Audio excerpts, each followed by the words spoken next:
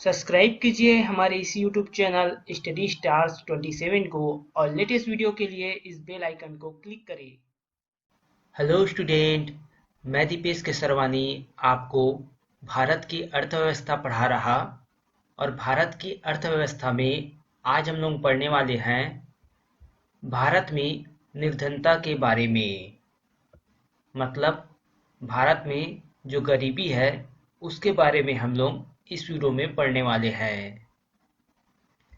तो चलिए स्टार्ट करते हैं।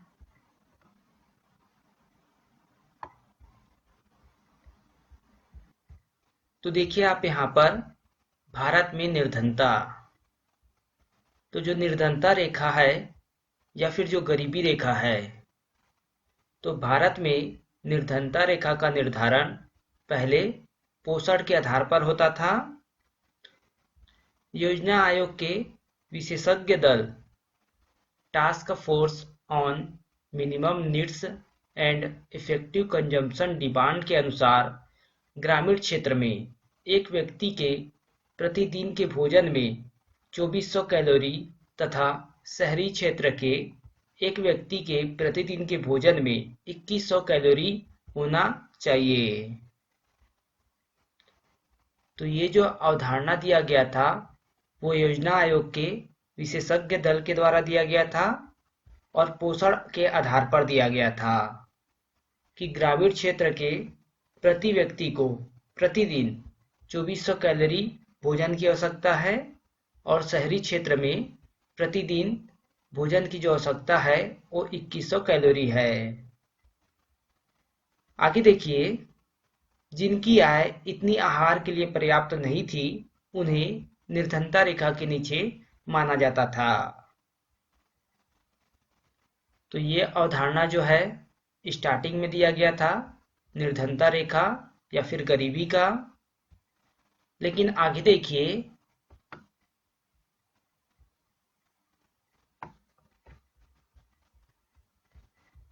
विश्व बैंक के अनुसार 2010 के आकलन के अनुसार भारत में गरीबी तो $1.25 प्रतिदिन से कम प्रति व्यक्ति आय के आधार पर भारत में 32.7% जनसंख्या गरीब है। तो विश्व बैंक ने 2010 में आकलन दिया था जिसके अनुसार $1.25 प्रतिदिन प्रति व्यक्ति का आय होना आवश्यक था। तो उसमें 32.7% जनसंख्या जो है गरीब थी। लेकिन ये जो था विश्व बैंक का दूसरा आंकड़ा था 2010 में जो दिया गया था कि अगर $2 से प्रतिदिन से कम है प्रति व्यक्ति आय तो वो गरीबी रेखा के अंतर्गत है और इसमें 68.7% जनसंख्या जो है गरीब है। ये अवधारणा दिया था विश्व बैंक ने 2010 में। ये अति गरीब के लिए है, पहला जो है अति गरीब लोगों के लिए और ये गरीब लोगों के लिए। लेकिन विश्व बैंक के द्वारा अभी जो 7 अक्टूबर 2020 को गरीबी रेखा पर जो रिपोर्ट जारी किया गया है वो देखिए, गरीबी और साझा समृद्धि रिपोर्ट 2020, जिसका थीम था भाग्य का उल्टाव। तो कोरोना वायरस के कारण इसका थीम रखा गया भाग्य का उल्टाव और ये 2 वर्षीय गरीबी का रिपोर्ट है। मतलब 2 वर्षों में जारी किया गया गरीबी का रिपोर्ट है और रिपोर्ट का नाम है गरीबी और साझा समृद्धि रिपोर्ट 2020 और इसका थीम है भाग्य का उल्टाव। तो इसे जारी किया गया है विश्व बैंक के द्वारा।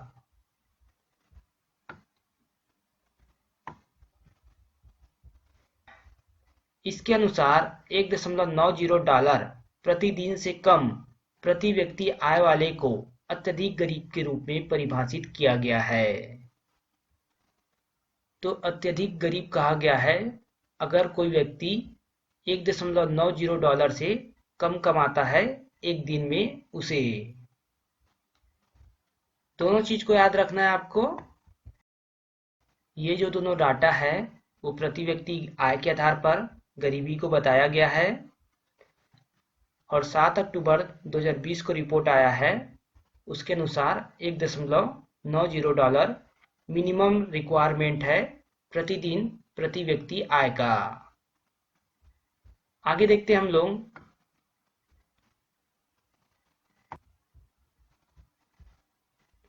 देखिए निर्धनता के भाग के बारे में। तो इसके दो विधि है जिसके द्वारा निर्धनता का पता किया जाता है।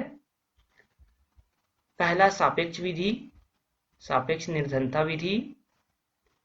इसके अनुसार जब किसी व्यक्ति का जीवन स्तर दूसरे की अपेक्षा निम्न हो तब पहले व्यक्ति को दूसरे व्यक्ति की तुलना में सापेक्ष रूप से गरीब माना जाता है। सिंपल सा परिभाषा है, अगर कोई व्यक्ति किसी अन्य व्यक्ति की तुलना में कम कमाता हो तो वो व्यक्ति जो है गरीब माना जाएगा उस अगले व्यक्ति के तुलना में। और ये जो तुलनात्मक आधार जो है गरीबी का मापन है और इस विधि का प्रचलन विकसित राष्ट्रों में होता है। तो जो राष्ट्र विकसित हो चुके हैं वहां पर तुलनात्मक आधार अपनाया जाता है। तो सापेक्ष निर्धनता का प्रचलन जो है अमेरिका जैसे विकसित देशों में किया जाता है। आगे देखिए।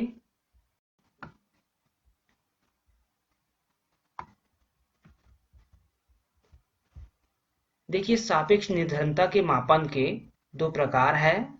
पहला तो लॉरेंज वक्र और दूसरा है गिनी गुणांक।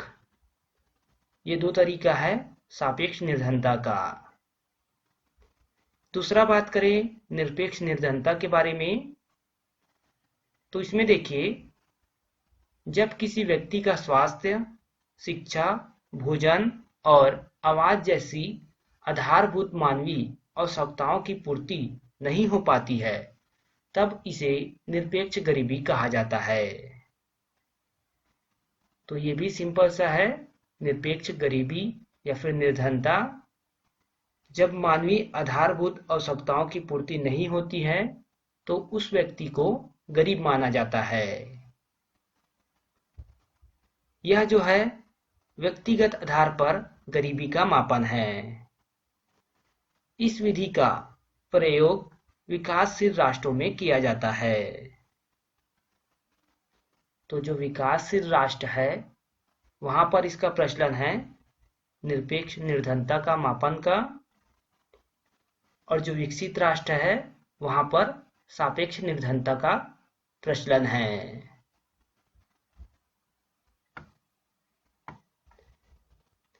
देखिए निरपेक्ष निर्धनता का जो उदाहरण है वो भारत है। इसका उदाहरण तो भारत में मापन जो होता है वो निरपेक्ष निर्धनता के द्वारा होता है और इस विधि को हेड काउंट मेथड, सिर गिनने की प्रक्रिया कहते हैं। इंपॉर्टेंट है, निरपेक्ष निर्धनता के अंतर्गत भारत की गरीबी का मापन किया जाता है जिसे हेड काउंट मेथड या फिर सिर गिनने की प्रक्रिया कहते हैं। आगे देखते हैं हम लोग।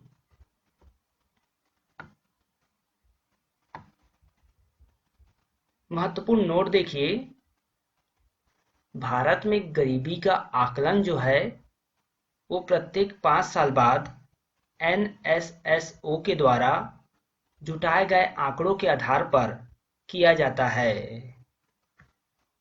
तो पिछले वीडियो में मैंने आपको बताया था कि NSSO के द्वारा भारत में गरीबी का आकलन किया जाता है और प्रत्येक 5 साल बाद। अब आगे देखिए।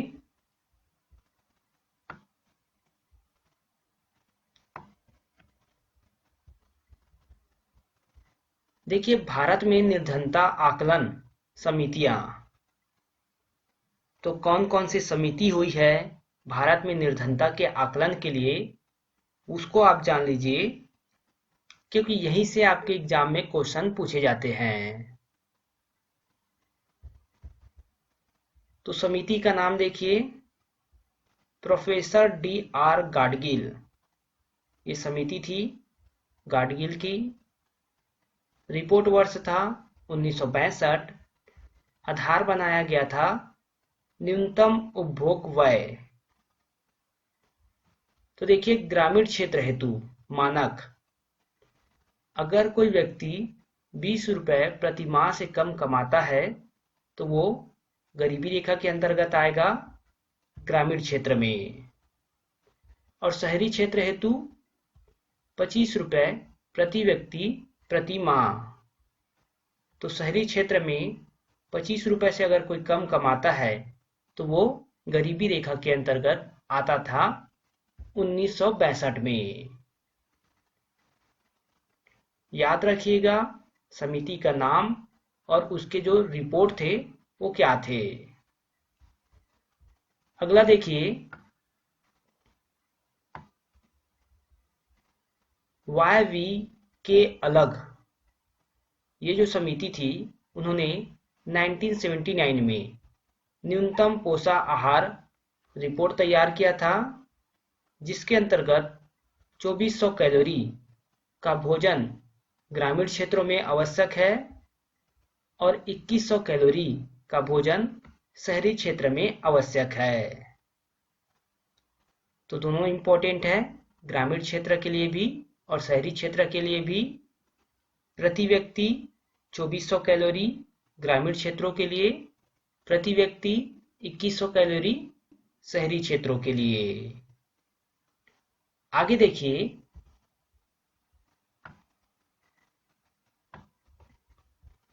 फिर लखड़वाला समिति का रिपोर्ट आया 1989 में। ये प्रत्येक राज्य में अलग अलग रिपोर्ट प्रदर्शित किया गया था।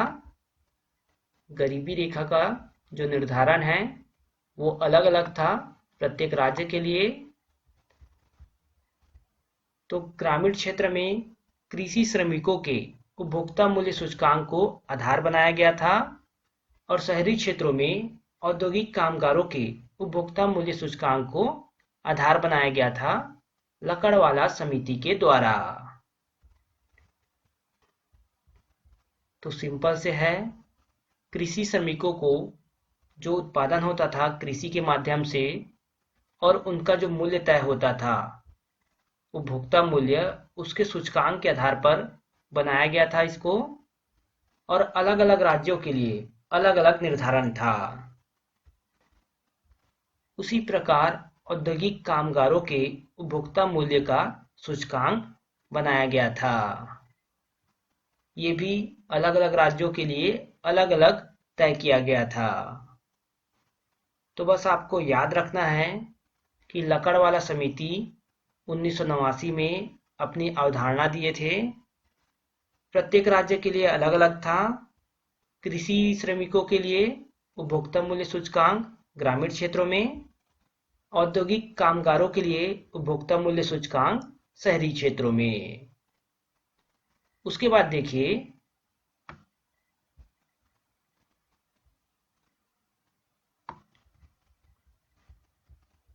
सबसे महत्वपूर्ण सुरेश तेंदुलकर समिति, जिन्होंने 2009 में अपनी रिपोर्ट दी।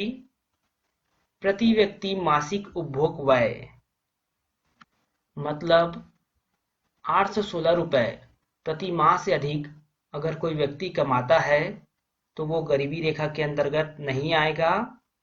816 रुपए से अगर कम कमाता है तो वो गरीबी रेखा के अंतर्गत आएगा ग्रामीण क्षेत्रों में। याद रखिएगा, ये ग्रामीण क्षेत्रों की बात हो रही। तो प्रतिदिन कितना हुआ? तो लगभग 27 रुपए।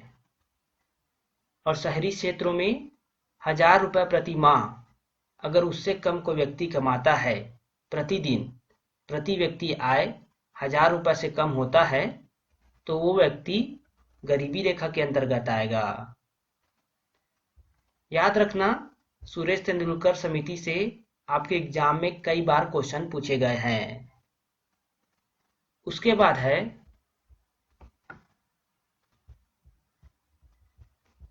सी रंगराजन समिति। तो इससे भी एग्जाम में क्वेश्चन पूछे जाते हैं। 2014 में प्रति व्यक्ति मासिक उपभोग व्यय जो था वो 972 रुपये प्रति माह था। तो रंगराजन समिति के अनुसार 272 रुपये से कम कमाने वाला व्यक्ति गरीबी रेखा के अंतर्गत आता है। ये प्रतिदिन की बात करें तो लगभग 32 रुपये प्रतिदिन, और शहरी क्षेत्रों के लिए 1407 रुपये प्रति माह और प्रतिदिन 47 रुपये प्रतिदिन। दोनों याद रखिएगा, ग्रामीण क्षेत्रों के लिए 972 रुपये प्रति माह और शहरी क्षेत्रों के लिए 1407 रुपये प्रति माह।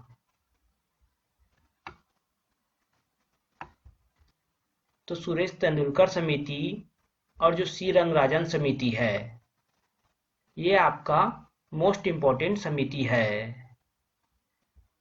आगे देखिए,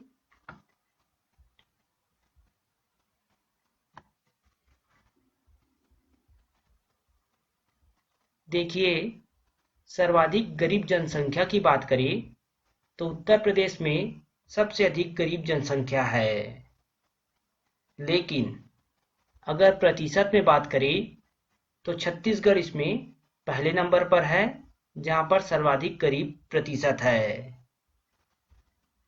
ये जो है आपका पुराना रिपोर्ट है, जिसके अनुसार 39.93% जो है वो छत्तीसगढ़ में गरीबी रेखा के अंतर्गत निवास करते हैं। न्यूनतम गरीब प्रतिशत की बात करें तो गोवा में सबसे कम गरीब प्रतिशत है 5.09%। तो तीनों को याद रखिए। आगे देखिए, भारत में सबसे ज्यादा गरीब संख्या निवास करते हैं। तो पूरे विश्व की तुलना में भारत में जो है सबसे ज्यादा गरीब जनसंख्या है। साथ ही देखिए, 5वीं पंचवर्षीय योजना के दौरान गरीबी हटाओ का नारा तत्कालीन प्रधानमंत्री इंदिरा गांधी ने दिया था। तो ये भी आपके लिए इम्पोर्टेंट हो जाता है कि इंदिरा गांधी ने दिया था 5वीं पंचवर्षीय योजना के दौरान गरीबी हटाओ का नारा।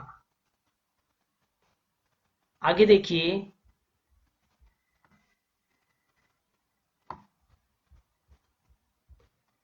2030 तक विश्व में गरीबी उन्मूलन का लक्ष्य रखा गया है। तो पूरे विश्व में गरीबी को पूरी तरह से हटाना है, ये लक्ष्य बनाया गया है 2030 तक का। देखिए, ये सभी आपके डायरेक्ट पूछे जाने वाले क्वेश्चन हैं, तो सिंपल से आप इसे याद रखिएगा। इसके बाद देखिए, अर्थशास्त्री रेगनर के अनुसार एक व्यक्ति गरीब है क्योंकि वह गरीब है। रेगनर ने क्या कहा है? एक व्यक्ति गरीब है क्योंकि वह गरीब है, जिसे गरीबी का दुष्चक्र कहते हैं।